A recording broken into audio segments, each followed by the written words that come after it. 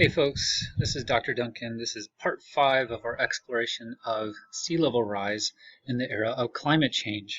I want to do a deep dive here looking at a section of the Alabama coast called Dauphin Island.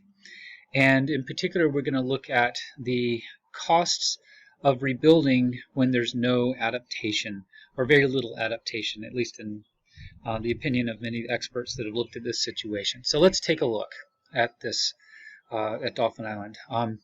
Some background first. We have ways of encouraging people to build and continue living in areas that are prone to flooding. And this has arisen through a federal agency called the Federal Emergency Management Agency, or FEMA. And FEMA does several things. One of the things that it does is that it offers a federal flood insurance program for participating communities. Those communities have to be designated as flood prone, and once those areas are designated as flood prone, then people can opt in to buying a federal flood insurance. So that means that they're paying insurance premiums every year, and then those go into a fund, and the fund then helps pay for flooding damage in areas that actually sustain damage. Another thing that FEMA does is that it provides disaster relief. That is when any community in the U.S. gets hit by some form of a disaster, like a natural disaster, and then the federal government through FEMA winds up offering funds to help cover costs that are not covered by regular insurance. So private homeowners and business owners, etc., they have to first rely on their own insurance programs to cover the costs of recovery, but anything that's left over, a lot of the tab of what's left over and not covered by their regular insurance is picked up by FEMA, or at least FEMA provides some relief with some funding to match that difference. In essence, these programs have been widely criticized as prolonging occupancy in flood risk areas. And this is a complaint that comes from across the political spectrum, left, right, and center. It is widely acknowledged that FEMA has a strategy that creates problems by encouraging people to stay in flood-prone areas. But we've yet to see Congress make any efforts to try to rewrite the legislation that created FEMA or these policies. We're a long ways away from seeing any change, not until we get Congress actually working together again and passing laws that address problems of this scale.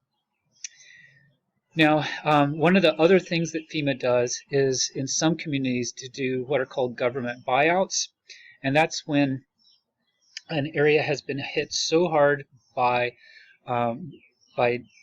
natural disasters and oftentimes hit repeatedly by natural disasters, or it's expected to get hit repeatedly.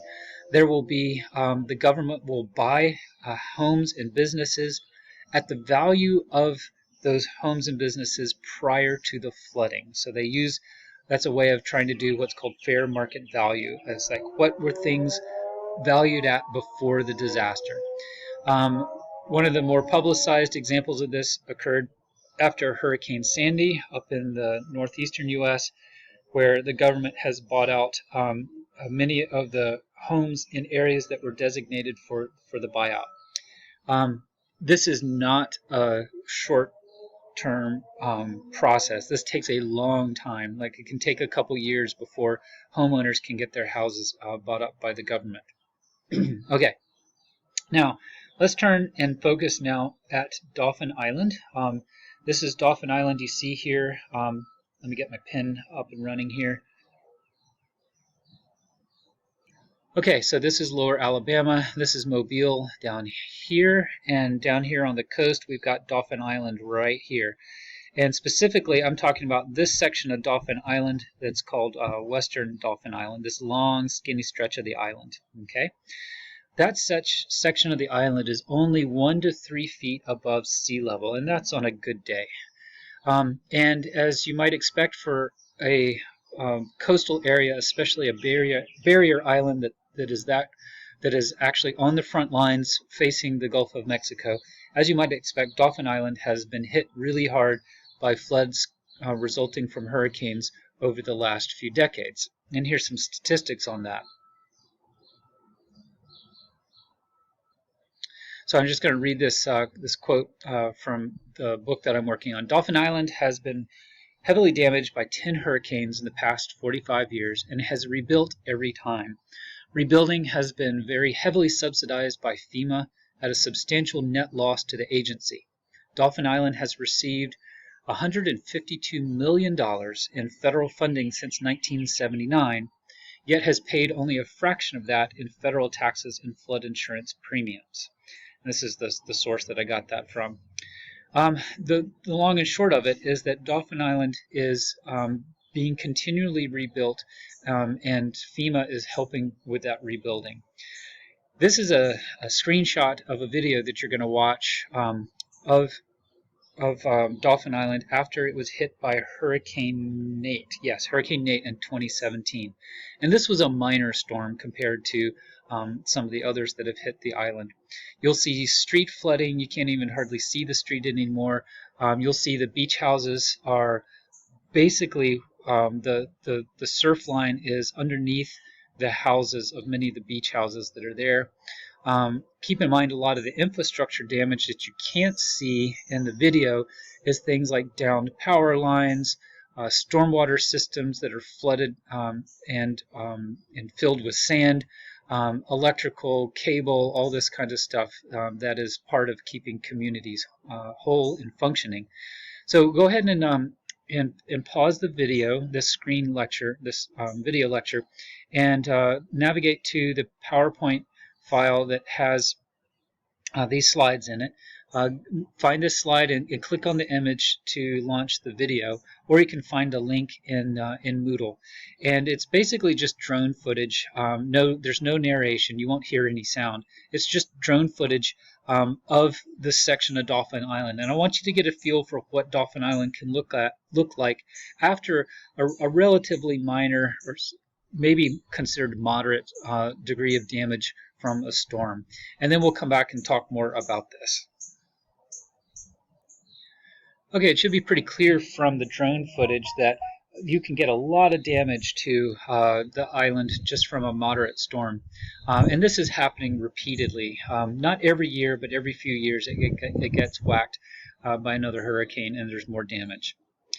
Now, that was Hurricane Nate. This is an image of what happened after Hurricane Katrina. And remember, Katrina hit southern Louisiana. It didn't even hit a direct hit on the Alabama coast. But Katrina, when it was grinding away out in the Gulf of Mexico, I believe it was a Category 5 hurricane.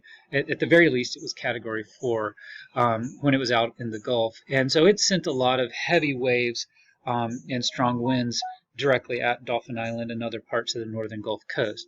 And this is an image of Dauphin Island just days after the hurricane hit.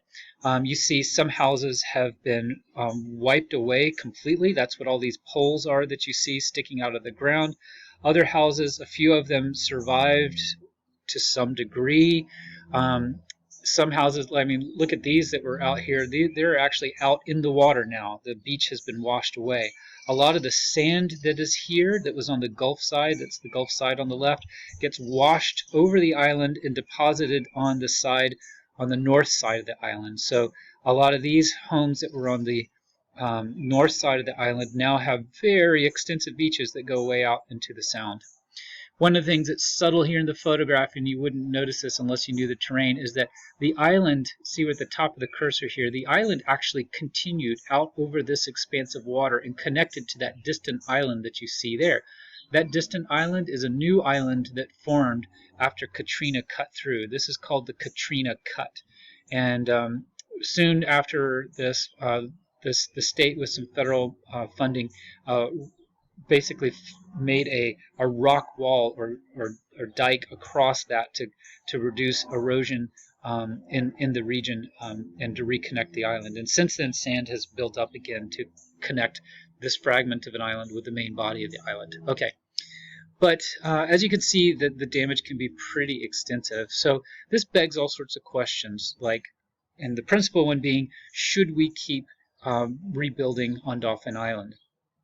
And so, there's a couple of options here. We could do nothing and keep rebuilding as needed. That's basically choice A, is what we've been doing for the last few decades.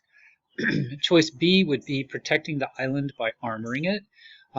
That gets controversial because you only have a relatively small number of houses out there. They are most of those houses, if not all of them, are not permanently occupied. They are rental houses for people on vacation. So this isn't like essential. This isn't essential built environment that that you've got communities absolutely relying on. It's not like it's schools and grocery stores and churches and things like that that are central to communities. These are mostly vacation homes. Another possibility is to encourage people to sell their properties to the government. That would be if the government established a buyback program, and then removing those structures and allowing the island to do what it needs to do naturally to adjust to climate change, which would probably mean a substantial amount of sand moving around, settling into new areas, and then dunes rebuilding in a completely new location over the next few decades, maybe centuries. And then another possibility is to not encourage people to, but to require people to sell their properties to the government, and then basically remove all structures and basically condemn the land for development. It could still be used for tourism. People could still use the land and so forth, but it would be closed out. So these are like four of the main options that are available for a situation like this. I don't think any of these are easy, and none of them are palatable to everybody, and they all present challenges that vary from property rights issues to issues of funding. But what would you do if you were elected leader for this region of the state, and you were called upon to be participating in the and making a decision here? What would you decide? What do you think is the right thing to do? Especially given, I would encourage you to especially think about this with regard to Dauphin Island's elevation and what we know is coming down the line in terms of sea level rise. I'll end this section of the presentation here, leaving you to contemplate that question. And then in the last and final section of our exploration of sea level rise in the era of climate change, we're going to look at a bright spot, which is how to use nature to help us adjust to climate change and sea level rise. There's some pretty cool stuff.